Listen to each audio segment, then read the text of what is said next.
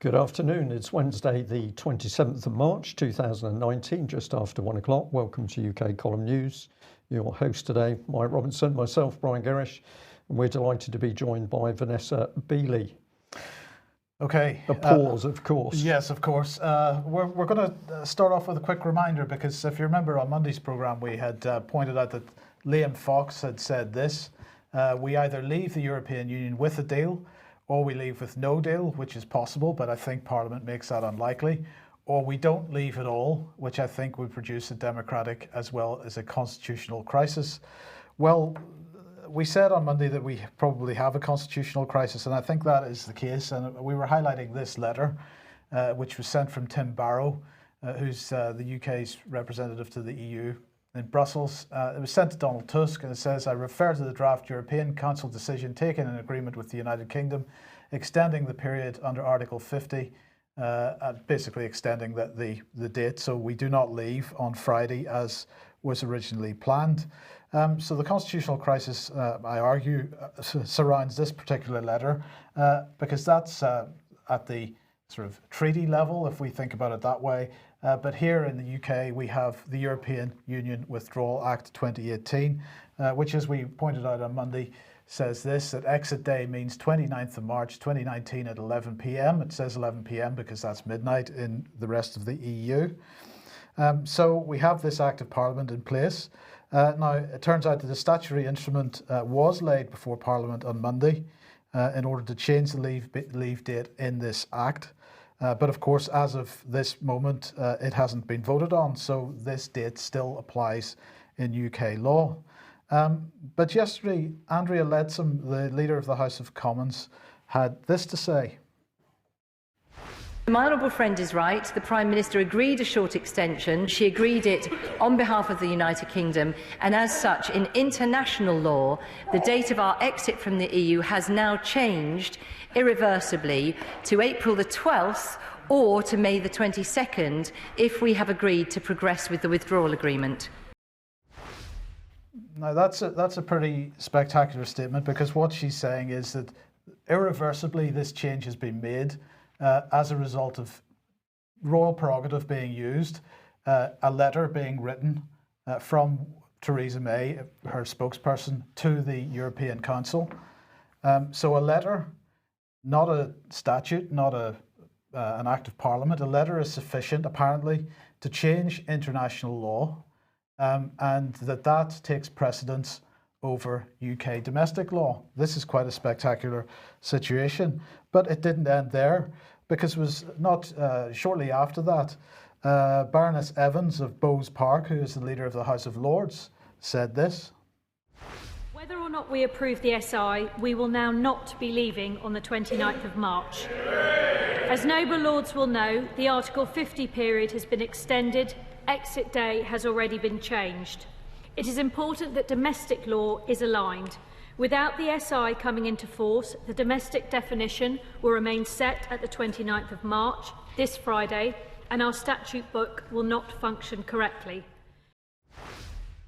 So this is, Brian, this staggering, is staggering, right? Yeah. Because what she is saying is that it is irrelevant whether the statutory instrument passes the vote in the House of Commons and the House of Lords, that as a result of Theresa May unilaterally deciding that we will not leave on the 29th of March, but that date will be extended until the 12th of April or the 22nd of May, depending on what Parliament votes on.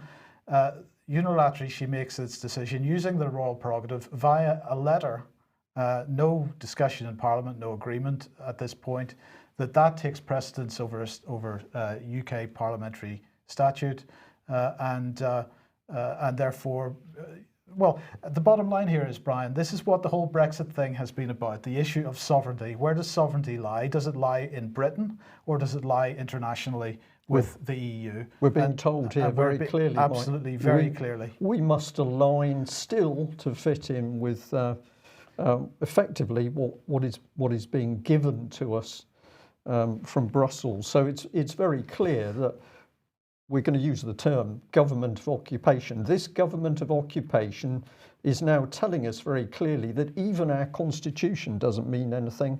They can simply go and have a meeting behind closed doors with Mr. Tusk and ultimately we have to bring our law into line with that.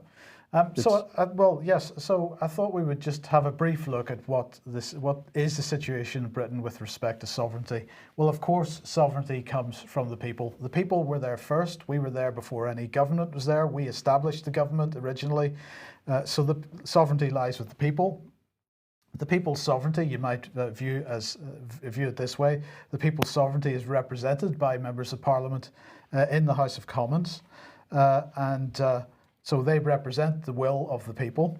That's on one side. On the other side, you have the Crown and Parliament, and this is the royal prerogative. But the royal prerogative is limited because the Queen, who is the sort of office holder, takes an oath at her coronation, which binds her to protect the laws and customs of the people, and she is obliged to permit nothing to be done which is not in line with the Constitution.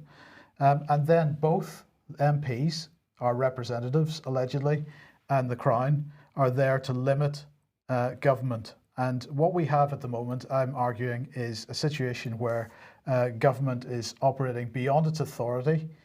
We've effectively got the divine right of government at the moment. And of course, we fought a civil war over the issue of divine right. And unfortunately for the person concerned, they lost their head. So this has been something which has been a long fought issue in this country over where sovereignty lies and people who are operating outside their authority. But we should also just to end this little bit, remind everybody, of course, the question is, do we actually have a Crown and Parliament in this sitting of Parliament? Because of course the Queen was not there wearing her crown when she opened this session of Parliament. And so the question is this session of Parliament legitimate at all? So I am arguing that hashtag March 29th is a hashtag constitutional crisis. Now, one of the things, Brian, that staggered me, of course, is that there wasn't a peep out of anybody in the House of Commons or the House of Lords over those two statements. And so the question is, where was the ERG, the so-called European Research Group led by Jacob Rees-Mogg? And of course, these are the people that are apparently standing in the way of Theresa May's deal. Well, there was a big question mark at the weekend over what their position would be, since they were all called in to Chequers. If you remember, we covered this on Monday's programme. Well, we have been told today on pretty good authority that the ERG is now going to accept Theresa May's deal on the basis, according to Steve Baker, this is what we've been told, that he made this quote, that the alternative is worse. So it looks like whatever deals were being done in Chequers at the weekend has produced some results. Now, I'm going to stress that this is unconfirmed at this time, but the source is reliable. So I have no reason to disbelieve it. And I think really, if anybody wants to challenge Steve Baker on this, it's up to him to deny that this is the case.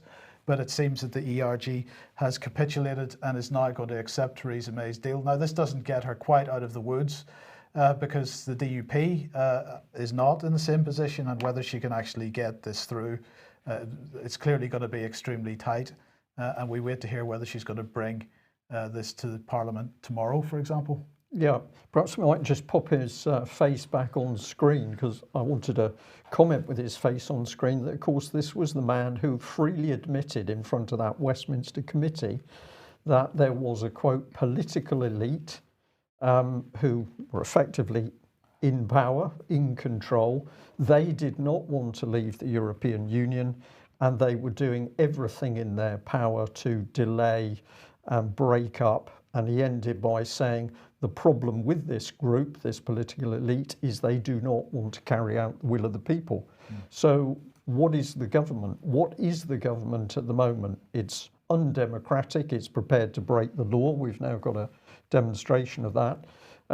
This is not a constitutional government. It's something else. Well, let's move on to Syria and welcome Vanessa Beeley to the programme. You're just back from Syria. How are things over there at the moment, Vanessa? I mean, it depends very much where you are. I mean, the northeast is a major issue. I mean, rather than withdrawing troops, it appears that the US is actually building up troops and equipment there. The situation between the SDF and ISIS, I mean, effectively there has been a history of collaboration and collusion between the two groups, and it appears now that they are effectively, I would say, merging into one group almost. What was interesting is that very recently, a friend of mine, a colleague, went to the northeast with a Swedish journalist, and what he discovered there were the camps that contain the ISIS prisoners from Central Europe are available for interviews, for example, for journalists coming in. There are over, by the way, 300 Western journalists in the northeast of Syria at the moment, which is an extraordinary number, entering by the Iraqi border illegally into the northeast, and there are others waiting at the border. So that gives some indication of that being the hotspot in Syria right now. But what is interesting is that the British, French, and American ISIS operatives are not publicly available. In other words, you have to go through the French, British, and American servicemen there and special services and intelligence in order to interview them. So read into that what you will, but it's an interesting difference between the European former ISIS fighters. Let me just come back to what you said a second ago. You said that it looks like the SDF and ISIS are merging. Now, a week or two ago, Donald Trump said that ISIS was defeated. He said it again, but actually the British government piped in and supported that view and came out with a statement saying how great it was that ISIS had been defeated. Now, just so that everybody understands, just tell us again who the SDF is and how has it come to be that there's some kind of merger between them and ISIS? Well, because I think you have to suspend this idea of ISIS being any different to any other proxy for the US coalition on the ground inside Syria. It's no different to Al-Qaeda, except in perhaps the financing and where the weapons are coming from. The SDF, which is probably 80% YPG, so Kurdish separatists, which are a relatively small percentage of the overall Kurdish community in these areas, by the way. But as I said, we've had a history of the SDF basically moving out of ISIS's way and vice versa. We know that both groups are armed and equipped by the United States. And so therefore it's no great leap to assume that these SDF camps of captured ISIS fighters, those ISIS fighters are quite possibly then merging into the SDF ranks in order to power multiply the occupying force. I mean, this would be, it's no different to the Contras, it's no different. And I think, what is really important, there is this big labeling campaign for ISIS, but in all seriousness, we should just perceive it as another proxy for the US coalition on the ground. It's no different to any other. Right. So the question is, how many more times are we going to have to hear that ISIS has been defeated? That's yeah, exactly. I mean, this is it. It's just like a chess game. I mean, they'll use statement after statement, but the fact is, if ISIS is really genuinely defeated, one, it was not America or the UK that had any hand in that whatsoever. And thirdly, there is effectively a build-up of American troops and equipment and British troops and French troops in that area. Yeah. Vanessa, can I just ask what's happening in the southeast of the country where the Americans had a big air base? I can't remember what it was called, but it was down near the border. Jordan? You mean Al Tanif? Yes.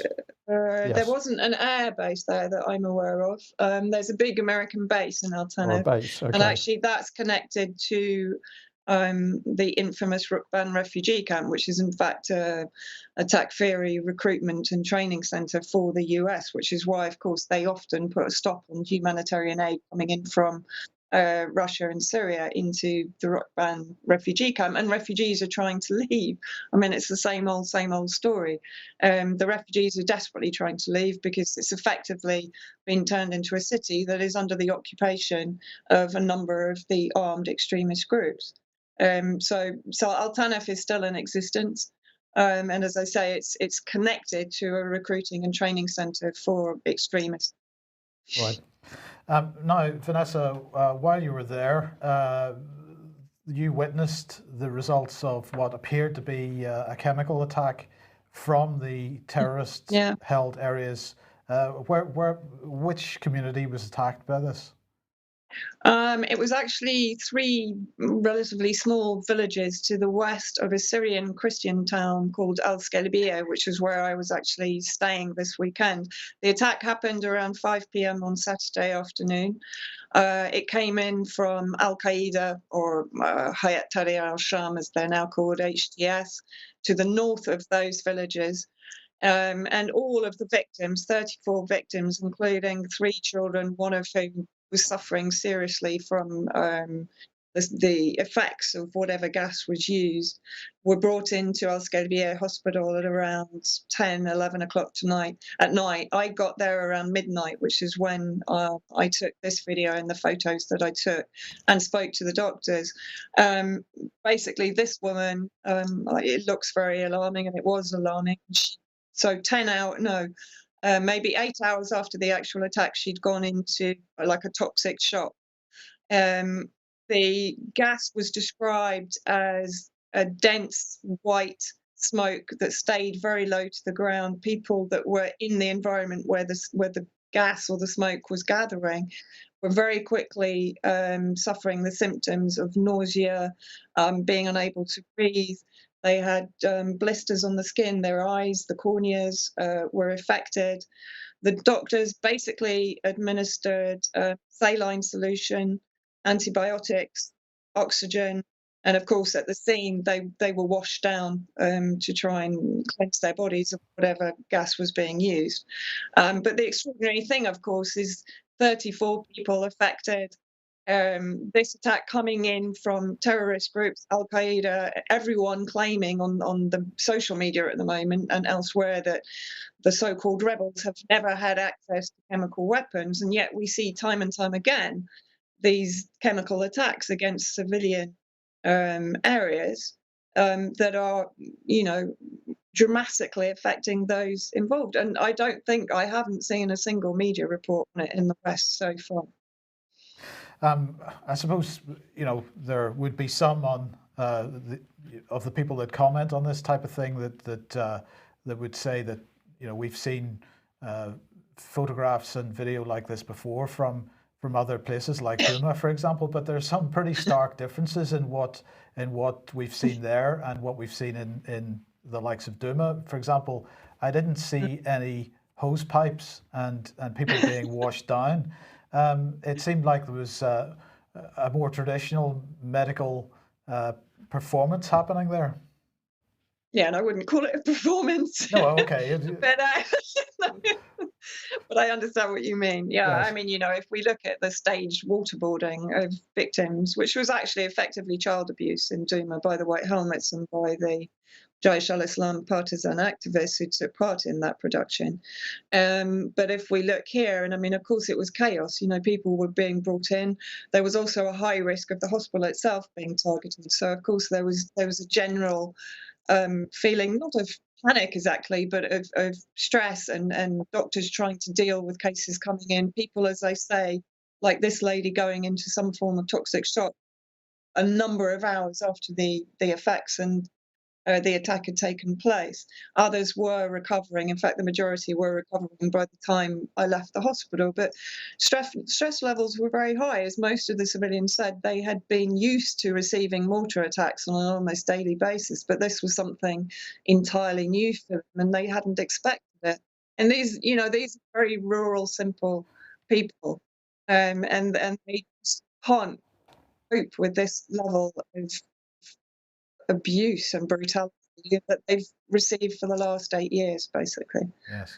And these, by the way, Idlib is receiving millions more UK humanitarian aid. Yes, indeed, which is all going to so-called rebel organisations and individuals. Does this lead us on to Iraq, Brian? It certainly does. And this really came to light a couple of days ago. Thank you very much to the person who sent this article through to me. Ex-head of Royal Navy admits he was told UK would invade Iraq alongside the US 9 months before the decision was made. And this is Labour peer Admiral Lord West of Spithead. Admitted he knew months earlier. After finding out about the plans, he put the Royal Marines and others on standby, and he was testifying at the Public Administration and Constitutional Affairs Committee. That was a couple of days ago. Now, just bear in mind where we started, Mike, you're saying we've got a constitutional crisis, we've got a government that's acting beyond the law. We've got Vanessa talking about UK troops still in Syria, which of course they are. How did they get there? Nobody knows, because decisions were made behind closed doors. And now we're getting an insight into how we went to war against Iraq. Were there any proper safeguards put in place? Well, let's follow this through with Alan West. He said, I was told as Commander-in-Chief Fleet in June after the Camp David meeting that we would be invading Iraq with America in the beginning of the following year. It was quite clear the government, we were thinking we have to get Parliament and others on side. So decisions already been made out of sight of the British public, but they already knew they then had to do some form of propaganda job in order to get the British public on side. So let's just follow it through a bit more. But what was interesting was that as it developed, there was all this stuff on weapons of mass destruction and everything. And it did seem to me that people were looking for a casus belli that they could discuss in Parliament. This language, Mike, is just incredible. This stuff, in order to have an excuse to get the war, which had been planned behind closed doors, it mirrors what we're seeing with the European Union, except we haven't got a direct war going on in Europe at the moment, but all done behind closed doors. And he highlighted this bit. He highlighted how from then on it's been assumed Parliament would be consulted before the use of military force, adding how that before the Iraq war that hadn't been the case. So he's a bit concerned that there should be sort of discussion, although he talks about the use of stuff in order to get across the idea to the British public that we could invade Iraq. He went on to say this: I think there are lots of circumstances where that is a real problem if it happens. Letting the public know by open debate is a real problem. We have now got this hybrid warfare. It's clearly not appropriate, I don't believe, for nuclear response. The whole issue of cyber, where speed is very much of the essence, and yet a really major impact can be caused, whole raft of issues that make it not necessarily the best thing to happen. So you can plot behind closed doors, create a war. You don't want the public to know. And now the new excuse is that we've got this hybrid warfare thing. Now, another man who was reported in the article, former head of the RAF, and here he is, Glenn Torpey. He said that having an open and transparent debate, it hands a degree of initiative to your potential adversary. It also exposes the thinking as well as weaknesses, adding that most adversaries are not constrained by normal behaviour or the boundaries of a, quote, transparent and free press like Western democracies. We do need to be very careful about that debate leading us to being at a greater disadvantage than we would already be at. To which I say, we've got a gap here, Mike. Either these men are mad, and of course I'm not qualified to say that, or we've got massive cognitive dissonance. So we've got Alan West effectively acknowledging the government lied over weapons of mass destruction to create a war and achieve regime change in Iraq. They were not held to account, but that's okay, as we might need the same policy to defend against hybrid warfare that the same unaccountable government says we should fear. And if we bring in the other learned gentleman, we've got having open and transparent debate over your plans to lie to create war and regime change, which would benefit the shareholders of BAE Systems. Why do I say that? Because this man was an advisor to BAE Systems for about 9 years, helps the potential adversary. Adversaries are not constrained by normal behaviour and the boundaries of a transparent free press. This is utter nonsense. But what are they saying? That we can have members of the government plotting a war and then they simply execute it and they haven't got to answer to anybody. So I think we've got a government of occupation. I agree with this term. The government considers Westminster Parliament sovereign, which is completely untrue, of course. The government is in fact run by the Cabinet Office. The Cabinet Office is secretive and unaccountable. The Cabinet Office collaborates with big money, big business, including the arms industry. And the Cabinet Office requires now full autonomy to plan, execute and profit from any future war or conflict it sees fit to create. Absolutely. Now, the Cabinet Office collaborates with big money, big business, including arms industry. Well, and to be using the term free press in the same breath, let's come on to our favourite Foreign Secretary, Jeremy Hunt, who's written an article for the mainstream press about Yemen. Now, I've labelled this £200 million, the price of doing business. We'll come on to why that is in a second. Well, let's see what he had to say. Nothing in Yemen has been left untouched by war, not even the presidential palace in Aden. When I visited this fortified building a few weeks ago, you could see the pockmarks from bullets and the damage from explosions. I went to Aden to meet Yemen's recognised government and see for myself the realities of a grave humanitarian crisis. He said that on this anniversary of the intervention in Yemen's conflict led by Saudi Arabia, the imperative need for a peaceful settlement has never been greater. Now, he then went on to say that historical accuracy matters. He said this war did not begin with the Saudi-led intervention. 6 months later, in September 2014, Houthi rebels, representing no more than 15% of the population, captured most of the capital, Sana'a, and expelled the internationally recognised government. Saudi Arabia and its allies began their operation in March 2015 in order to restore that government, consistent with United Nations Resolution 2216. Before they had launched a single airstrike, Yemen was already at war.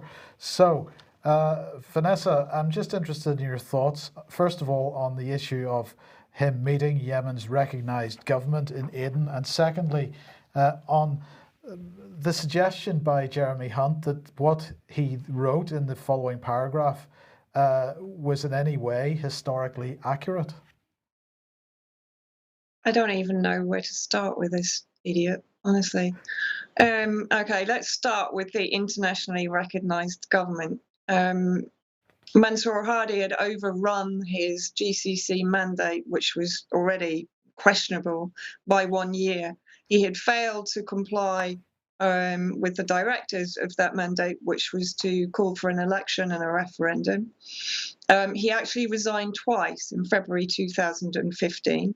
So it is completely erroneous to describe this as the recognised government in Yemen. Jamal Ben Omar, the UN peace envoy at the time, said there was absolutely no need for the Saudi aggression to happen, which of course was endorsed by Obama at the time, because Yemenis were reaching a peaceful political resolution that included representation of all political parties inside Yemen. So Jeremy Hunt, as all people involved in supplying weaponry to the genocidal Saudi coalition, is lying through his teeth. This is a British recolonisation project of Aden, which of course they relinquished in '67 after the Yemenis again rose up against them. To describe this uprising and this resistance against a US coalition, UK-led recolonisation and ethnic cleansing in Yemen, which of course is pouring profits, exponential profits, into British aerospace. And again, we see the connection with Cabinet because of course Philip May, May's husband, has direct links to British aerospace and to their continued profitability via the Yemeni war. So I mean, I can't even start to pick out the level of hypocrisy every time this man speaks, including when he was in Aden, Houthis do not represent 15% of the population. The movement of Ansarullah represents the majority of the population inside Yemen. And to dismiss it as such, and to dismiss the fact that there is an existing constitutionally recognized government in Yemen that represents 38 of the political parties inside Yemen right now. It's criminal. It's absolutely criminal what the British government is doing to Yemen.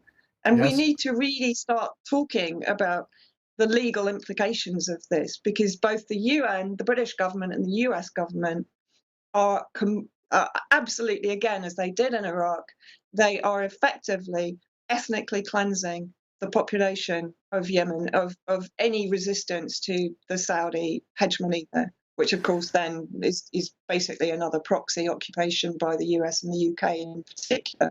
There are gas reserves in the Red Sea. That's why Britain wants to be back in Aden.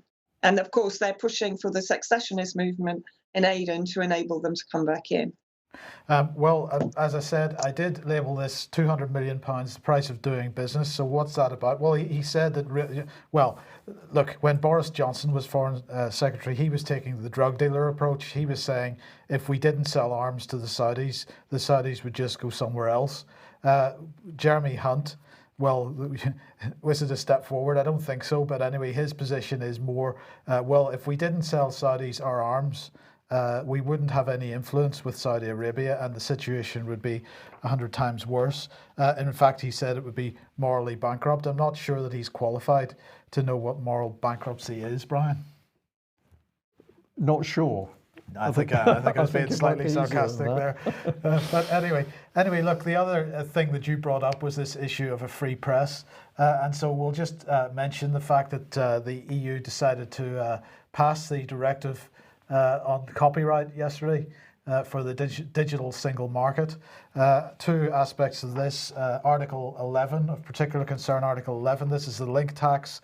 And this, of course, means that the traditional media, the corporate mainstream media, will be entitled to charge other organizations if they want to link to or take snippets of content from articles that are on the mainstream media. Now, this, of course, is targeting, they say, the likes of Google News, but in fact, it's actually targeting all the sort of alternative media news aggregation sites that have been around for a very long time and continue to provide a very useful service.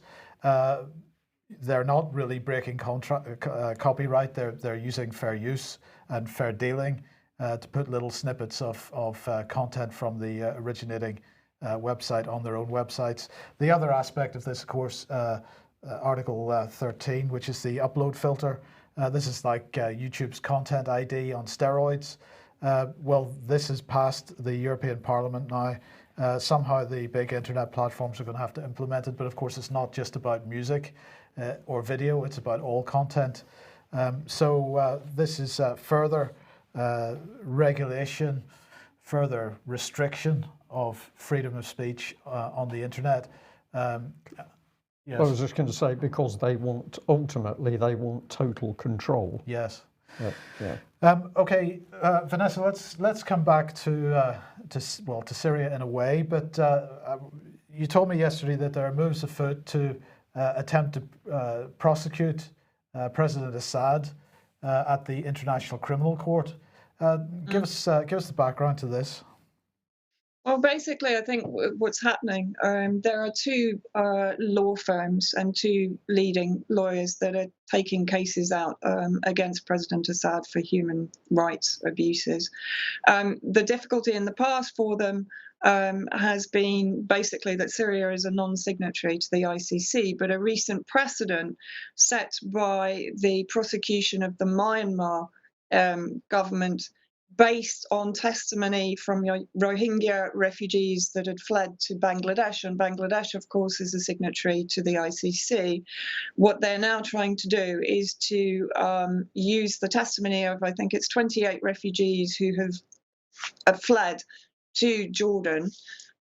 Jordan is a signatory of the ICC, So they're trying to use the precedent of Myanmar to push this case forward. Now, the leading case, as you've put up there, is being submitted by a lawyer called Rodney Dixon, who, no surprise, represents Qatar against Saudi Arabia.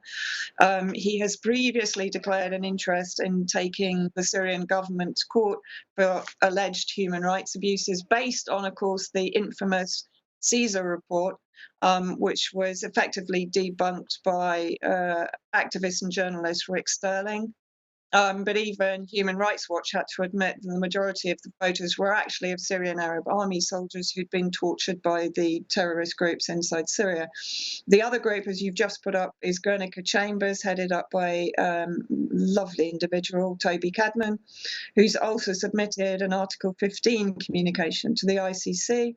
Now, Cadman is an interesting character. He's on the board of an organisation called Doctors Under Fire, whose other directors include Hamish de Bretton Gordon, the UK wheel-out chemical weapons expert who decided that fridges were dangerous at the last attempt to put any credible information forward.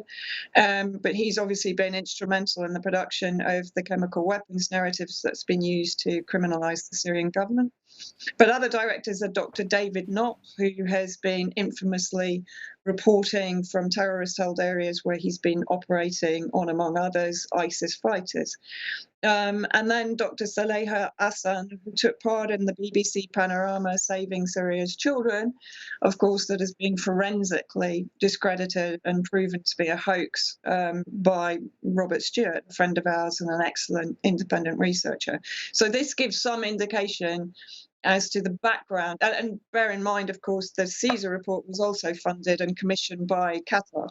So this is clearly an effort being led by, we believe, the UK, Turkey and Qatar to benefit, if you like, from the post-war dissonance in Syria, which is a very typical vacuum into which economic pressure, political pressure and international pressure can be brought. And the plan is probably to try to isolate President Assad, members of his government, at a time when obviously there needs to be potential for a peaceful political resolution. So it's basically an attempt to further pursue President Assad, to further isolate him internationally and even domestically, and to prevent any internal resolution. And of course, we've seen this before. We've seen it with the witch hunt of Milosevic.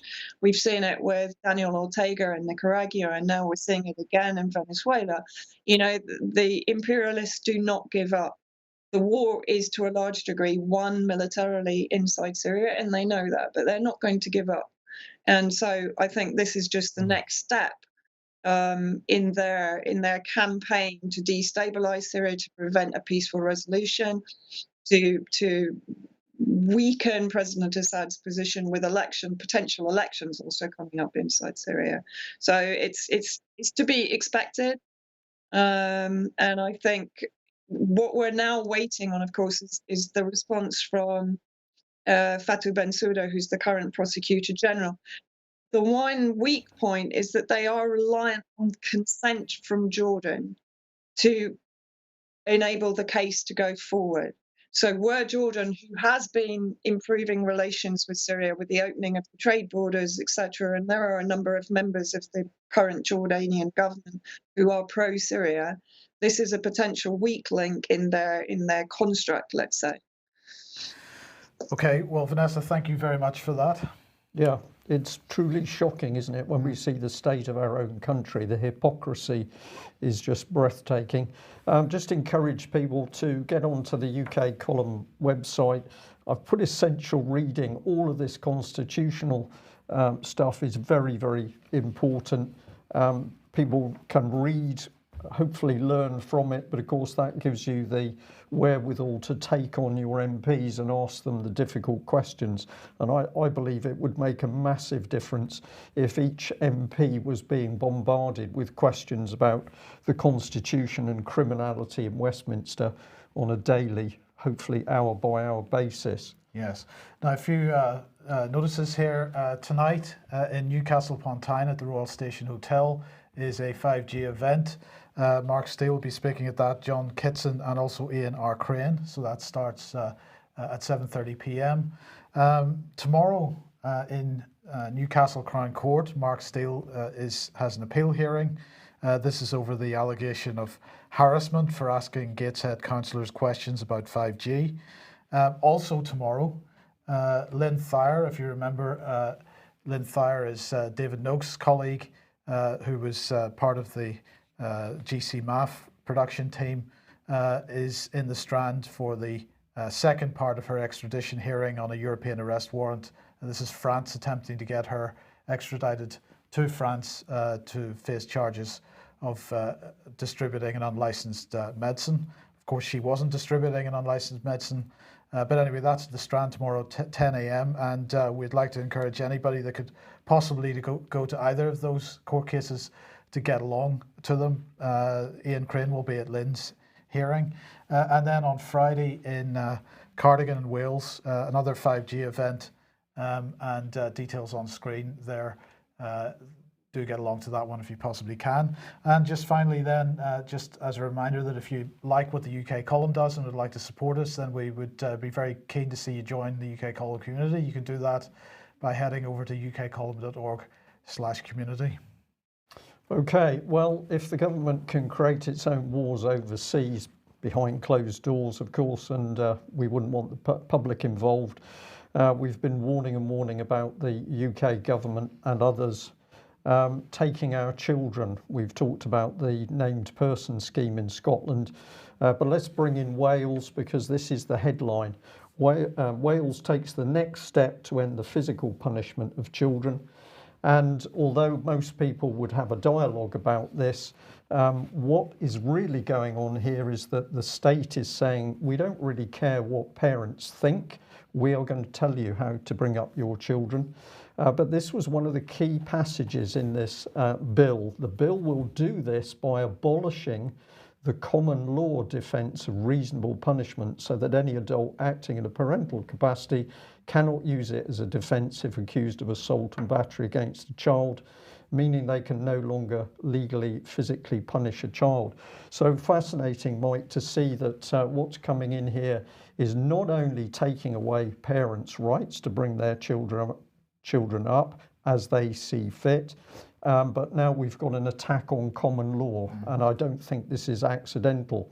Now, where has all this come from? Well, one place we need to go is this lady, Sally Holland, and she's the Children's Commissioner in Wales. I wasn't able to do a little bit more research into what that term actually means, so I'm going to encourage people to have a look. I don't like the term, though, Children's Commissioner. She said this: there's nothing reasonable about physically punishing a child. This bill sends a clear signal that Wales is a country which protects children, a country which will afford children equal protection from physical punishment as adults, a country which promotes children's rights. This positive development is about removing a legal loophole to reflect what the vast majority of us parents believe, that physically punishing a child is no longer acceptable anywhere. In fact, this is all based on the UN's rules about how children should be brought up. That's where it's come from, the United Nations. Let's have a look at this little film clip which explains a bit more about her role. The principal aim of the Children's Commissioner is to safeguard and promote children's rights. The Commissioner works for every child and young person in Wales up to the age of 18, up to 21 if a young person has been in care, or up to 25 if a young person has been in care and is still in education. The Commissioner can review how the decisions and practices of certain public bodies in Wales, including Welsh Government, affect children and young people in Wales and impact their rights under the UNCRC. Well, there we are. Of course, the declaration that this is policy coming straight into UK from the United Nations. Interesting, we're back in international law. It doesn't matter about common law and the Constitution of UK.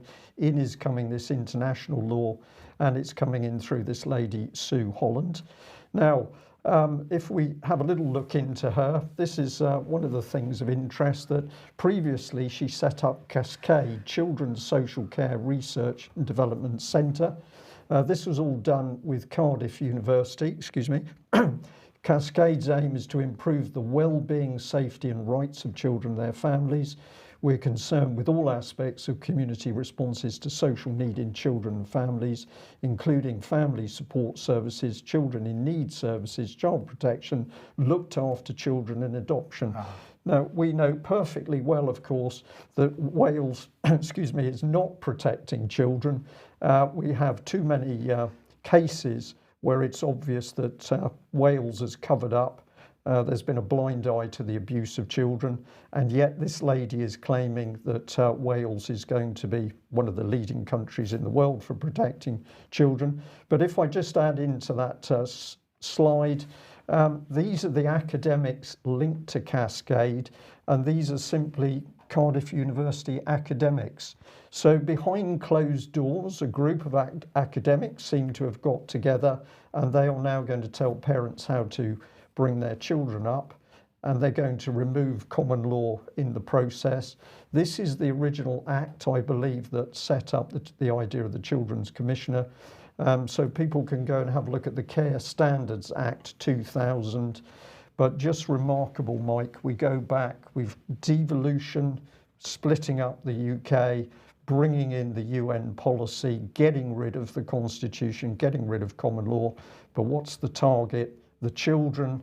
And I think I'm right in saying that it was a Hitler quote, that he didn't mind what the parents got up to. He'd already got the children, and that was the future. I sense something similar here. And on the subject of who is standing up to really talk about the abuse of children and what should be done, I'm pleased to say that we've got John Wedger here, who did his own little interview of Wilfred Wong. It's on YouTube, it's exceptionally good, and I think it's already ruffled a few feathers, because I think it's been taken down once.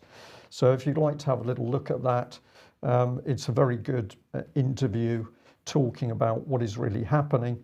And I'll just add that surprisingly, ICSA, the Child Abuse Inquiry, has now decided it will give John Wedger the opportunity to speak.